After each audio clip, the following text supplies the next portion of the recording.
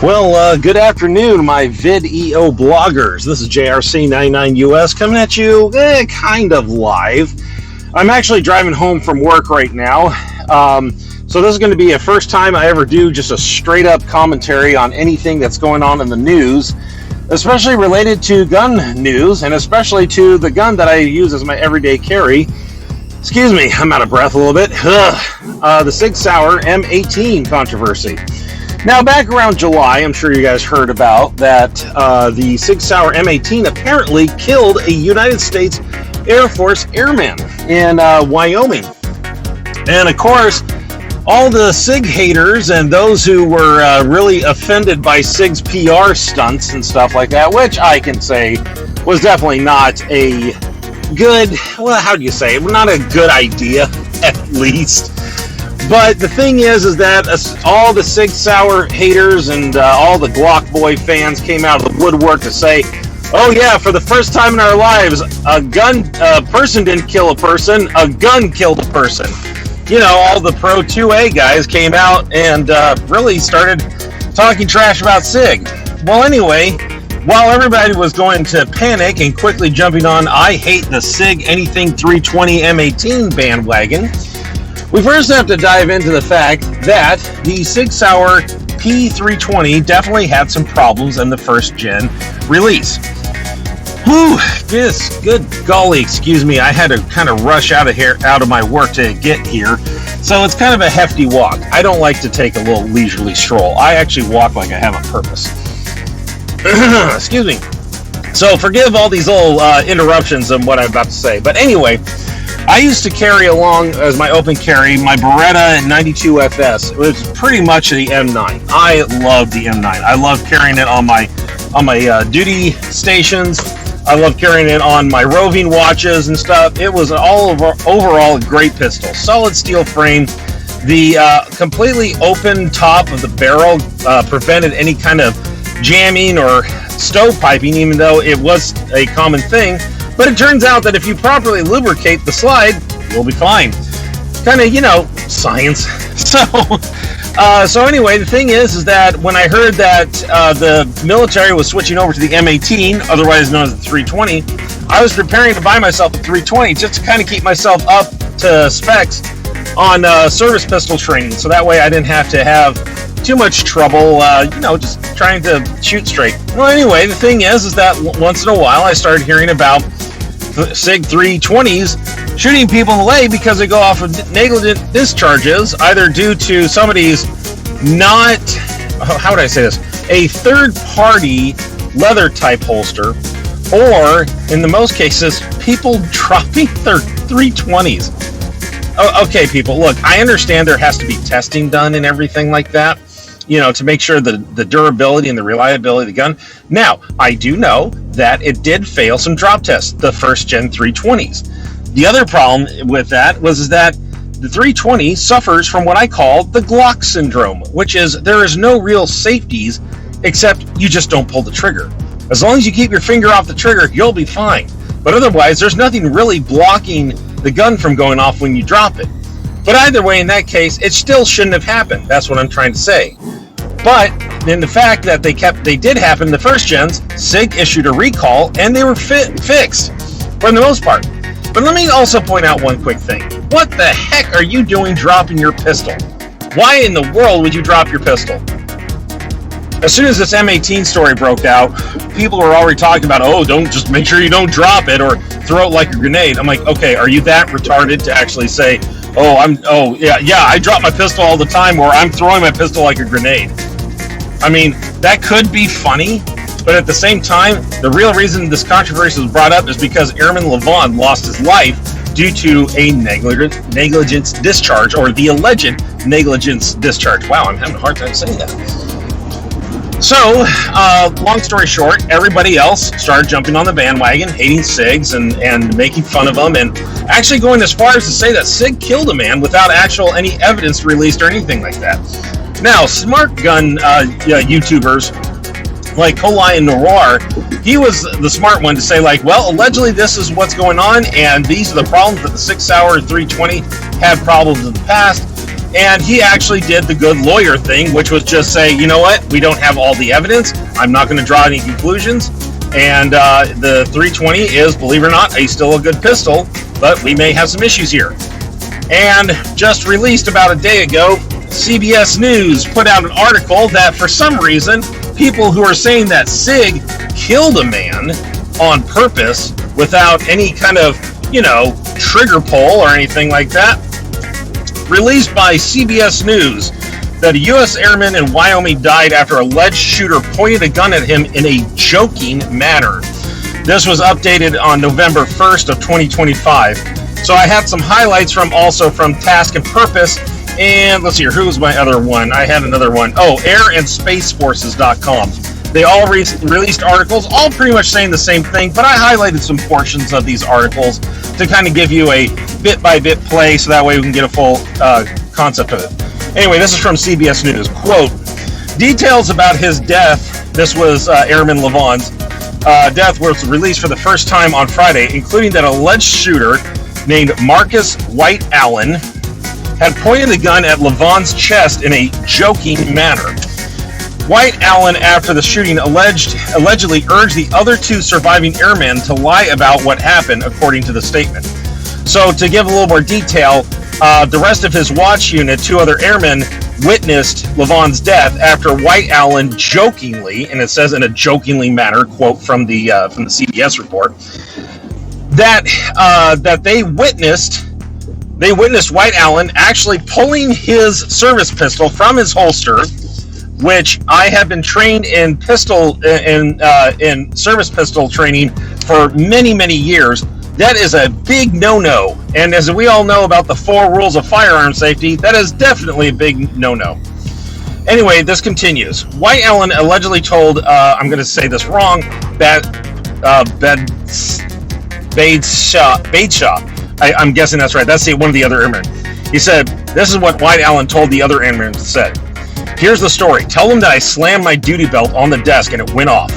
White Allen allegedly told Rodriguez, the other airman there, to tell emergency responders that White Allen's holster went off, according to the statement. So right there, the thing is that we do not have a Sig Sauer M18 320 variant going off on its own. Apparently, it looks like, and allegedly, because this hasn't been set out in court yet, allegedly, White Allen possibly knew about the 320 controversy and played upon that, thinking that he could get away with negligent manslaughter. However, this goes on to continue. Task and Purpose article had something even more to say about this. Meanwhile, Rodriguez said that White Allen instructed him to tell emergency personnel coming to help Levon that White Allen's holster went off. Now, I don't know if that was him of the slip of the tongue, or if White Allen told him to say the holster went off. Obviously, holsters don't do anything. But also, the thing is, when I saw that, I was thinking about how everybody shows that video of a police officer with a 320 stooping over, and his 320 went off in his holster. Now, the thing is that we found out that holster was a third-party holster, not exactly designed for the 320. So let me put a little side note on here. The one thing I've never really liked about striker fire guns is that, honestly, they are not as safe as an actual hammer-dropped gun or a hammer-fired gun. Because the thing is that there's nothing really it's just the striker is actually cocked and ready to go, and there's just pretty much a tab holding it back. The one thing that I loved about the 92FS is that the way that you could actually move or block the fire pin from being fired by the hammer. So that's definitely it. But the other thing is the 320 did not have a manual safety to actually pretty much guarantee that there was no trigger pull. And that was the problem with the 320. Funny thing is, and not a lot of people talk about this, is Glock has that inherent flaw. Now, I know I hear the Glock fanboys like, oh, you have to put your finger on the trigger fully and stuff like that. I've seen stories of Glocks going off in holsters, especially those holsters. Well, yeah, leather holsters, yeah. And that police officer apparently had a leather holster as well, a third-party leather holster. So it's not It's definitely not an uncommon thing for striker fires to go off, because everybody wants that quick trigger pull, so that way, just in case something happens, they can get at it without fiddling around their safety, which I honestly think is bad gunplay. Now, you can call me a FUD if you want me to, but that's just my personal preference. You can do whatever you want. I'm just saying, for me, I'd rather have a manual safety because I know I'm not perfect. So anyway, going on, White Allen from Task and Purpose was unfortunately, I'm sorry, before I go on, please know I'm trying to keep this YouTube friendly as best as I can, but here is the thing. White Allen, hopefully this thing's still recording, sorry, my screen went off. White Allen unfortunately was found dead in his dormitory on October the 8th. Now the thing is, we are now in November 3rd, so this has been almost a month ago. Apparently and allegedly, White Allen offed himself in his dormitory, realizing that he's been caught. So the thing is that so far we have 2 deaths here, one of absolute stupidity on the part of one man, and then also by the same man, the guy that couldn't handle it, the fact that he pulled stupid and didn't take accountability for his action. The other 2 airmen, they were reduced in rank. They were sent to I don't know, court martial, but they were down. I don't know what the Air Force calls their court martial. We call it NJP. So the thing is that currently, right now, as per Task and Force, the Air Force is investigating White Allen's death, but I kind of think we kind of all know why that is. I'm trying to find Task and Purpose. Let's see here, airspace. Here we go. Sorry, I am trying to fondle through my papers. You know what? It didn't come through. That's okay. So I have 3 stories pretty much saying the same thing. The Sig Sauer M18 did not go off by itself, and anybody who is allegedly saying these things, or has been saying, I'm not going to say allegedly, I know who they are, I'm not going to call them out by name right now. You probably could see them in the thumbnail of this video, but right now, we are looking at people who directly defamed Sig Sauer and used the life of an airman who was wrongfully killed. Even though it was on accident, he was still wrongfully killed because some fool decided to play with his gun, play with his service pistol. Let me be more specific. I think it was morally disgusting to see people who quickly jumped on the Sig Sauer bandwagon of making fun of Sig Sauer, saying they're killing people. And you had people who are making memes of the whole thing, thinking that this was one big joke. And a lot of these, at least I know one of these people, actually thought that a Reddit subject, R Sig Sauer, told everybody to go F off when they were asking questions about it. Turns out it wasn't a real Sig Sauer account, but we'll just go along with it because, hey, that's the cool thing to do right now. I've had my M18 for about 2 years now. It's a great pistol. It's my everyday concealed carry that I have. You guys probably seen the video of me shooting it. It's one of my favorite pistols. I like it. And but like I said, I'll be honest, I'm still kind of, I kept it because I really want to make sure that my my service pistol training is still pretty sharp. The only thing is, I am not a fan of striker fire weapons. They are frankly more dangerous than any other kind of firearm that's out there. That's why I honestly prefer hammer striking weapons, because that is definitely something that you can control and prevent from happening. That's what I loved about the Beretta 92 FS. I was a little disappointed that they didn't stick with Beretta, but this Sig Sauer is nice. I've tried everything. I've done the test myself. And I've jiggled, I've wiggled the slide, I've jiggled it, I've given it a little bit of a pull on the trigger. And let me say something else. I am sick and tired of seeing these tests that were done on Sig Sauer M18s, where one guy actually threw on a whole bunch of rubber bands on this guy threw a whole bunch of rubber bands on the trigger to get it to that breaking point. But the thing is, he was so close to the breaking point that when the rubber bands did give way, they actually pulled the trigger for him because he had it in rubber bands. Another guy put a screw in his trigger. It's like, oh, did you see that? It went off. Oh my gosh. I'm like, yeah, how about we just not touch the trigger? How about that? I don't see this kind of scrutiny going under Glocks. Now, here's the thing. I personally don't like Glocks. I found them to be cumbersome. I found them to be too top heavy. The angle of the pistol grip is way over exaggerated. And I frankly just don't like them. I can never get a solid aim on them. And also the biggest thing is none of them have manual safeties on them. And I've always found that a little troublesome, considering that people have been shot with their own Glocks. We don't talk about that because Glock is God, apparently, perfection and everything. Now, let me say this: if you do own a Glock and you plan to buy a Glock, fine, go for it. I'm not here to tell you that you're an idiot for buying a Glock, but I am going to say that you are an idiot if you're a Glock fanboy and you decide to use the death of an airman to just automatically make Sig guilty before they were proven innocent.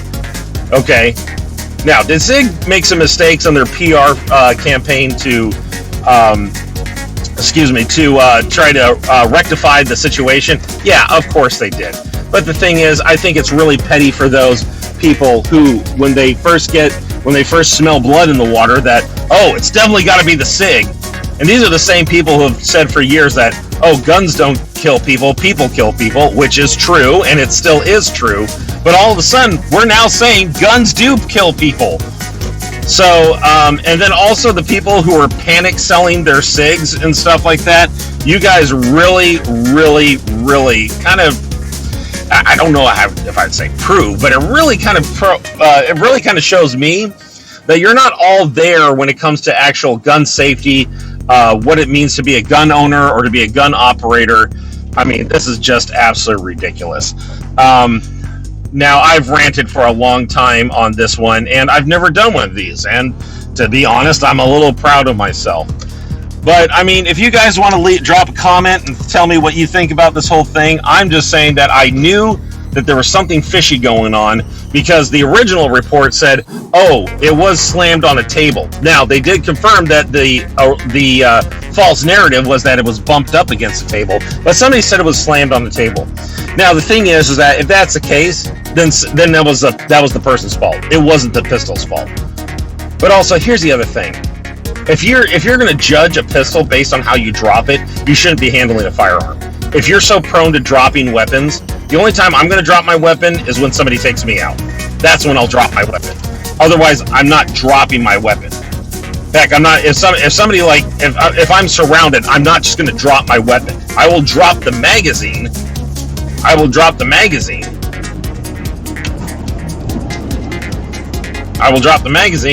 but I won't drop the weapon. I will put it down carefully, because you never know. Any gun can be prone to going off. I think the funny thing is that who was it? Grand Thumb actually did a drop test, and they tried using a 320 and an M18, and it didn't go off. What did go off was the 2011, which is like the updated 1911. That went off every time, that everybody likes to carry. So, in the end, the thing is that I'm going to be honest. I hope Sig sues for defamation. I think it's ridiculous and highly dangerous that anybody who has such influence on YouTube can go around and automatically declare that an inanimate object killed somebody. That's really dangerous. It's also evil to suggest that somebody who was in the middle of serving his country, even though he was standing watch, he was still serving his country. Who died, who didn't need to die, who there was no reason for him to die because of the actions of a stupid individual who thought it'd be cool to what we call John Wayning his pistol. Anyway, I'm JRC99US. This is my drive home rant, and this is my first one. And if things like this happen, expect more. Have a nice day. Bye-bye.